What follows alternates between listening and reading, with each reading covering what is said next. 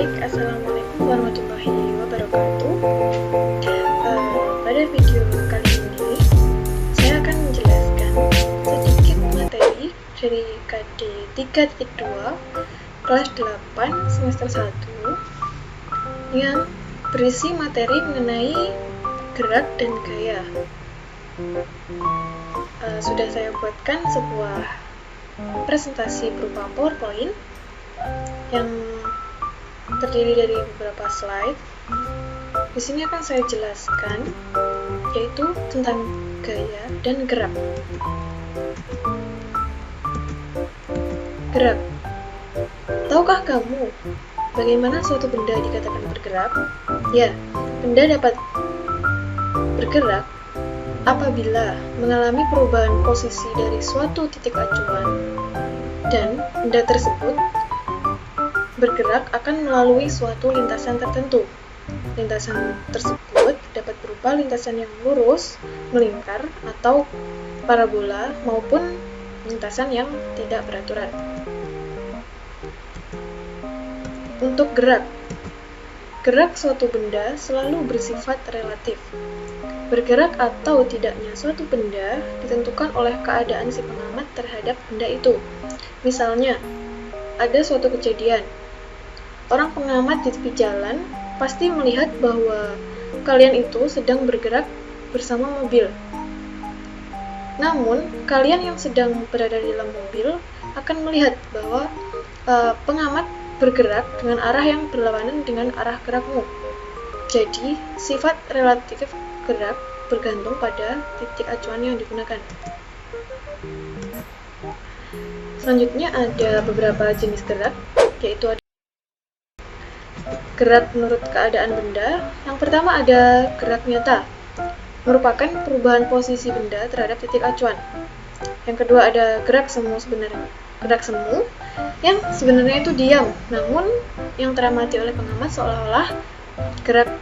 seolah-olah bergerak. Yang kedua ada gerak menurut bentuk lintasan. Yang pertama ada gerak lurus, yaitu lintasan berbentuk garis lurus. Lintasan adalah titik-titik yang dilalui benda selama bergerak. Yang kedua ada gerak melingkar. Lintasan lingkaran atau bagian dari lingkaran. Jarak benda terhadap pusat yaitu tetap. Posisi benda terhadap pusat yaitu berubah. Yang terakhir ada gerak parabola, yaitu lintasannya berbentuk parabola. Selanjutnya ada kelajuan dan kecepatan. Di sini ada beberapa perbedaan, namun juga ada sedikit persamaan antara kelajuan dan kecepatan. Kelajuan yaitu jarak setiap satuan sekon, sedangkan kecepatan perpindahan setiap satuan sekon. Pada kelajuan gerak tiap bagian jarak tempuh dalam waktu yang sama. Sedangkan kecepatan bergerak menempuh jarak tertentu. Tiap bagian tidak ditempuh dalam waktu yang sama. Jadi, dalam kecepatan itu, waktu yang ditempuh tidak dalam waktu yang sama. Dalam kelajuan, yaitu kelajuan itu merupakan besaran skalar, sedangkan kecepatan itu besaran vektor. Rumus dari kelajuan sendiri yaitu V sama dengan S per T. V sama dengan kelajuan, S sama dengan jarak, dan T adalah waktu. Sedangkan pada kecepatan itu ada V sama dengan sigma S dibagi dengan sigma T. Selanjutnya ada gerak lurus beraturan, disingkat dengan GLB, yaitu gerak suatu benda pada lintasan lurus dengan kecepatan tetap atau konstan. Di sini disediakan sebuah grafik yang menjelaskan bagaimana gerak lurus beraturan itu.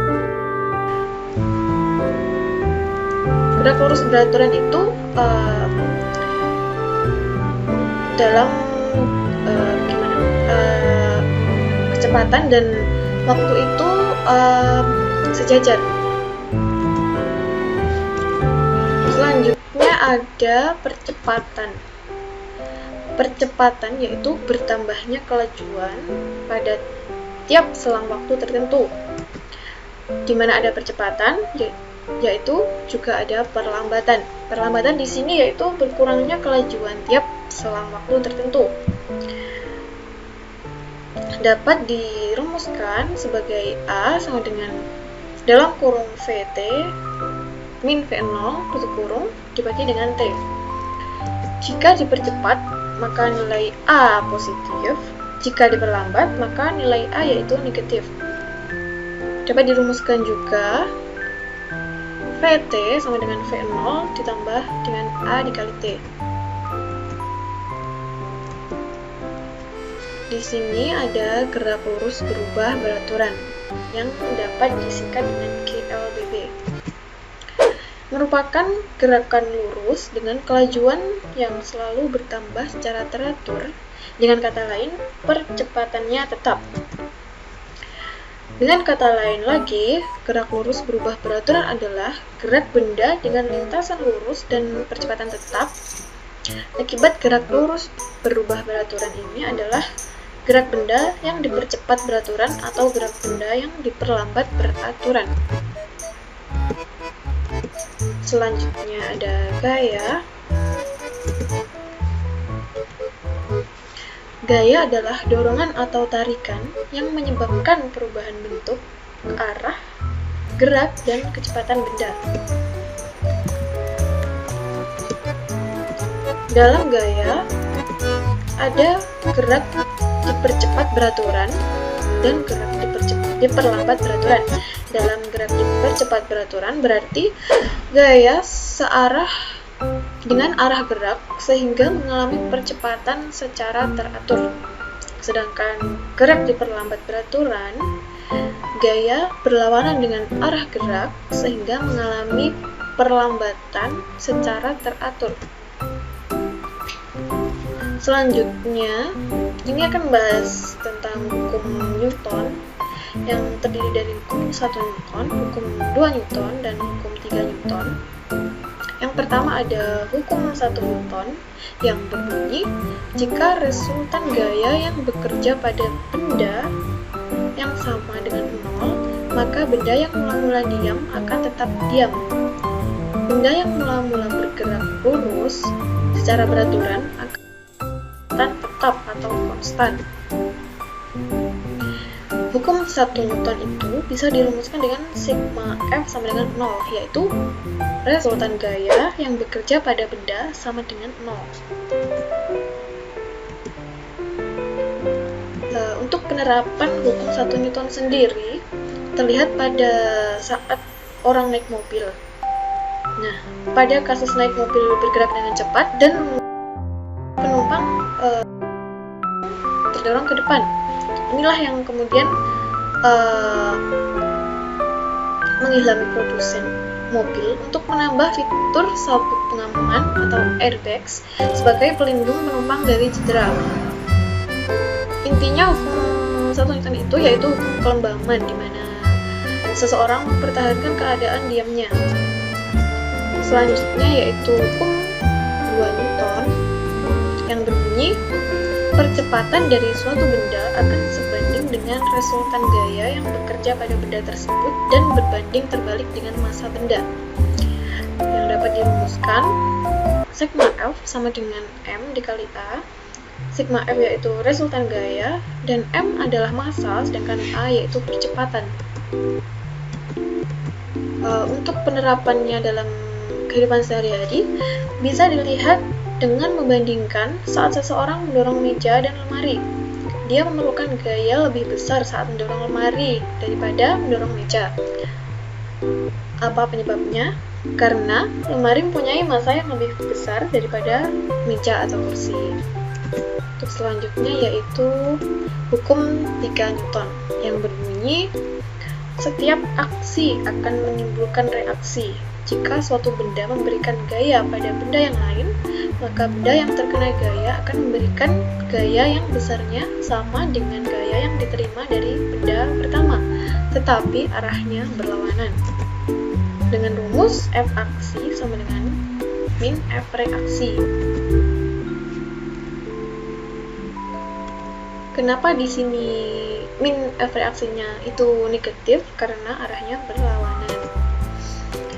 untuk penerapan dari hukum 3 Newton sendiri, yaitu lihat pada waktu seseorang melakukan olahraga lompat jauh. Pada saat waktu kaki melakukan pergerakan balok lompat, maka kaki akan memberi gaya pada tanah. Sementara itu, tanah juga akan memberi gaya secara berlawanan, sehingga menyebabkan badan sang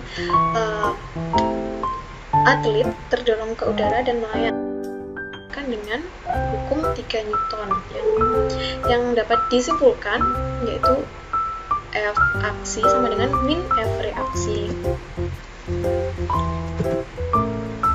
Nah, ini bermanfaat dan bisa disimpulkan sendiri. Di sini saya berikan contoh soal satu saja mengenai soal kelajuan dan kecepatan. Di sini sudah ada jawaban, juga bisa mengerjakan lagi. Sebuah mobil berjalan dengan kelajuan 10 meter per sekon melintas dari Bogor menuju Puncak. Perjalanan ditempuh dalam waktu 2 jam. Berapa Bogor sampai Puncak? Nah, di sini diketahui ada kelajuan yaitu 10 meter per sekon, kelajuan dengan simbol V, dan waktunya 2 jam. 2 jam itu terdiri dari berapa sekon itu diubah. 2 jam sama dengan 7.000 jam, ada 3.600 sekon, maka 2 jam menjadi 3.600 dikali 2 yaitu sama dengan 7.200. Nah, di sini ditanyakan berapakah jarak disimbolkan dengan S. Tadi ada rumus V sama dengan S dibagi T. Jika di sini ditanyakan S, maka rumusnya menjadi S sama dengan V dikali T. Dan dengan memasukkan V-nya 10 meter per sekon tadi, dikali T sama dengan 7.200 sama dengan 72.000 meter, yang dijadikan kilometer menjadi 72 kilometer. Nah, sekian penjelasan dari saya. Jika ada kurang lebihnya dimohon maafkan. Jika ada kesalahan pengucapan, kesalahan pembuatan media PowerPoint ini, ada kesalahan atau kesalah ketikan, mohon dimaafkan. Akhirul kalam, wassalamualaikum warahmatullahi wabarakatuh.